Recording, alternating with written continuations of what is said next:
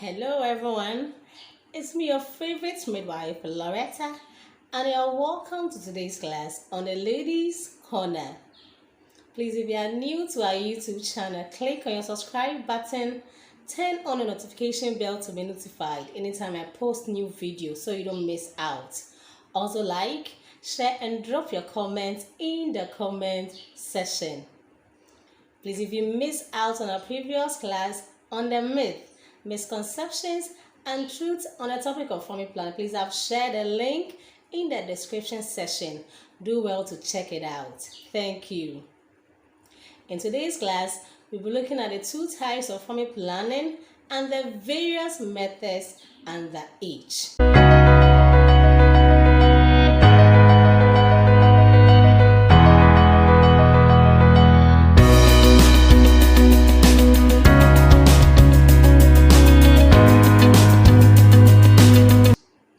Now, the types of family planning, we have two. We have the natural family planning and the artificial family planning. Natural means no medicine or device is involved, but with the artificial one, medicines and devices are involved.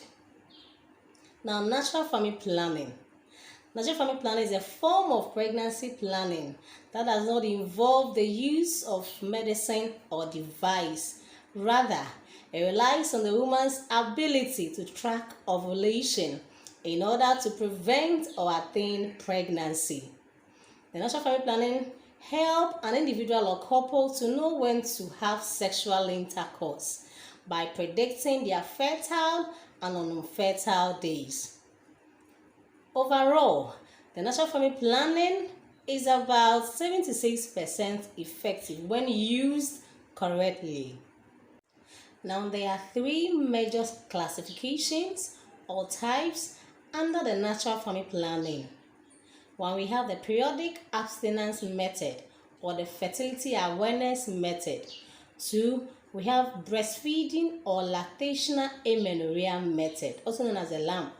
And three, we have coitus interruptus, also known as withdrawal or the pulling out method. So these are the three major types under the natural family planning. We are going to take them one after the other and look at what it entails. Periodic abstinence or fertility awareness method. As the name implies, periodic abstinence means for a while, a short time, an individual or couple abstain from sex when they want to avoid unintended pregnancy.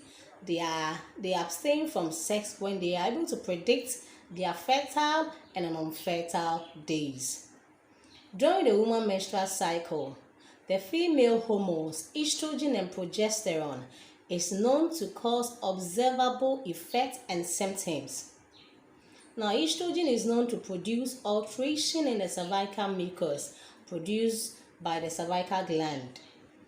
Now, the woman's vaginal discharge, the estrogen during the woman's menstrual cycle changes its nature from thick, opaque, and sticky to thin, clear, and slippery as ovulation approaches. So when the woman is approaching ovulation, the vaginal discharge, its nature changes to thin, slippery, and clear. So when you pick it with your finger and then stretch, you realize that it is stretchable. You are able to stretch it to a certain centimeter. That indicates that ovulation is approaching by the effect of the hormone estrogen. Now, the progesterone also is known to produce a slight increase in the basal body temperature of a woman. These changes often forms or provides the basis for the periodic abstinence method. Now, there are three techniques that a woman can use under the periodic abstinence method if she or the individual wants to adapt to the natural family planning method. Now, we have the calendar technique, the basal body technique, and lastly, we have the cervical mucus or ovulation technique. One, the calendar technique is the most widely used under the periodic abstinence method, and it requires a good understanding of the fertile and unfertile phases of a woman's menstrual cycle. The calendar technique is a calculation-based approach where previous menstrual cycles are used to predict the first and the last fertile day in future menstrual cycles. Now, this method is based on the regularity of the menstrual cycle and the fact that an ovum or the egg can only be fertilized within 24 hours of ovulation. If it is correctly used, it's about 95% effective. Now, for a woman who wants to, or an individual who wants to use the calendar method, if your cycle or if your cycles are regular, then it is very easy to predict your fertile and unfertile phases. Now, if your cycle is regular and is about 28 days, let's say if you have a regular cycle of 28 days, then we assume that the 14th day is your ovulation day.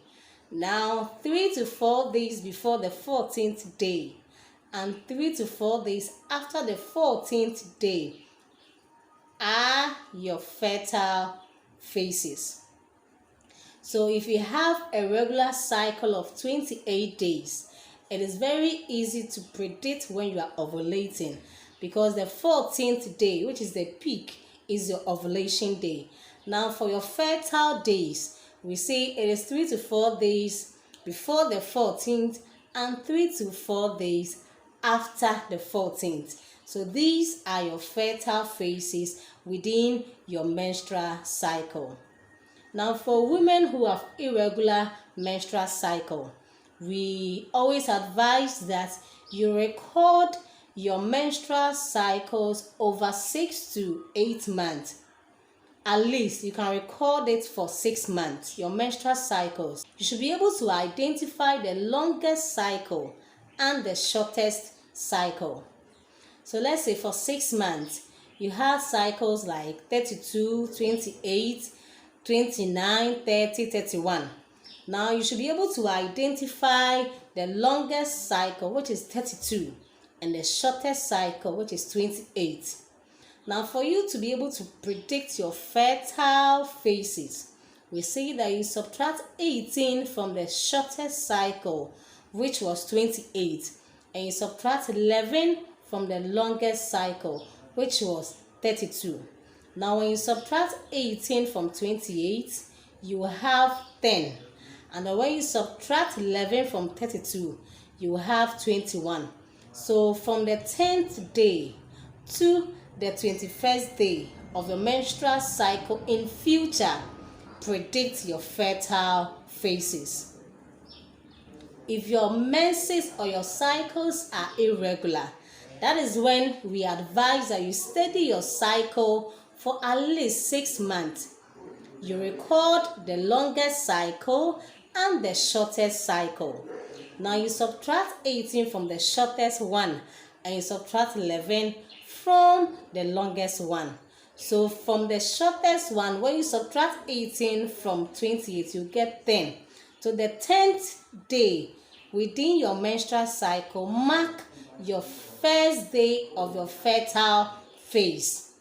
It marks the first day of your fertile phase. And when you subtract 11 from 32, it marks the last day of your fertile phase. So from the 10th day to the 21st day is your fertile phase. So 2, we have the basal body temperature technique. The basal body temperature, also known as the BBT, is the woman's temperature at rest. Now the BBT falls by about 0.5 degrees before the day of ovulation, and during ovulation it rises to a full degree and maintains its level throughout the menstrual cycle due to the high level of progesterone. We learned under the periodic abstinence method that 2 hormones, due to the changes they cause during the woman's menstrual cycle, provides a basis for the periodic abstinence method. Progesterone is known to produce a slight increase in the woman's basal body temperature. Now, we advise the woman to take her temperature and record it early every morning before any activity. So before she moves out from bed, we advise her to take her temperature and record it. Now, if she notices a slight decrease and then an increase in her temperature, then it signals that she has ovulated. Now, if she wants to avoid unintended pregnancy, we advise her to abstain from sex for the next 3 days. That will be all for today's class. In today's class, we learned about the types of family planning, which are the natural and artificial family planning. Under the natural, we got to know that we have 3 major classifications or types. One, we have the periodic abstinence method or the fertility awareness method. 2, we have the breastfeeding or lactational amenorrhea method, also known as the LAMP. And lastly, we have the coitus interruptus or withdrawal method. Under the periodic abstinence method, we learned that we have 3 techniques that a woman can use. 1, the calendar technique. 2, the basal body temperature technique. And lastly, the cervical mucus or ovulation technique. Now, we learned about the calendar technique and the basal body temperature technique. In our next class, we are going to look at the cervical mucus or the ovulation technique and the other 2 types of natural family planning. Please don't forget to subscribe to the channel. Turn on your notification bell to be notified so you don't miss out. Also, like, share, and drop your comments in the comment section. It's been me, your favorite midwife, Loretta, and we say, Ladies Corner, our health, our priority. See you in our next class.